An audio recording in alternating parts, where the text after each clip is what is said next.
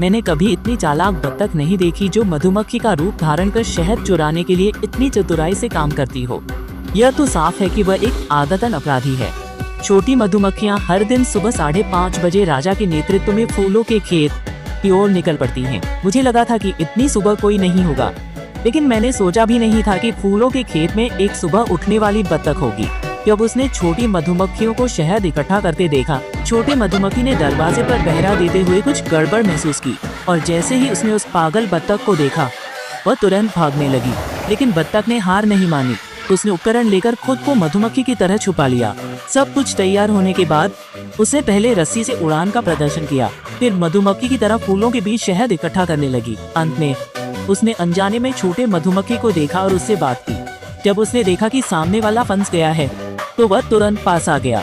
उसकी कुछ बातों में ही छोटे मधुमक्खी ने अपनी सतर्कता छोड़ दी। फिर उसने शहद निकालकर बत्तख को पीने के लिए दिया, लेकिन इस हरकत से बत्तख को एक तरकीब सूझी। उसने पीने के बाद उसकी तारीफ की और फिर एक और कप पीने की इच्छा जताई। इस पर छोटे मधुमक्खी ने तुरंत अंदर जाकर मशीन चलाई। बत्तख ने तुरंत उपकरण लेकर काम शुरू कर दिया। इसी तरह कहानी की शुरुआत हुई। बत्तख की चाल में छोटे मधुमक्खी ने बिना जाने 2 बाल्टी शहद खो दी।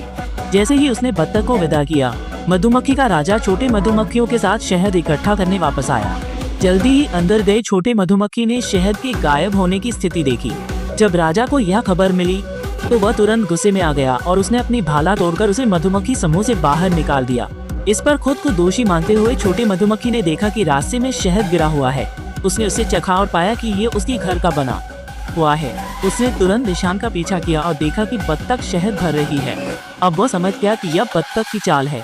जैसे ही बत्तख बाहर आने वाली थी, और तभी राजा कुछ छोटी मधुमक्खियों के साथ वापस आया। उन्हें लगा कि वे मदद करेंगे, लेकिन वे बत्तख के आकार से डरकर छिप गए। बिना साथियों की मदद के और हथियारों के बड़े अंतर के कारण छोटी मधुमक्खियां हार गईं। यह देखकर बाकी मधुमक्खियां डर के मारे अपनी आंखें बंद कर ली। लेकिन शुक्र है कि एक छोटी मधुमक्खी ने छलांग लगाकर बत्तख का हथियार छीन लिया। इसके बाद छोटी मधुमक्खियों का बदला लेने का समय आ गया। उसने बड़ा कांटा पहनकर बत्तख का पीछा किया और हमला कर दिया।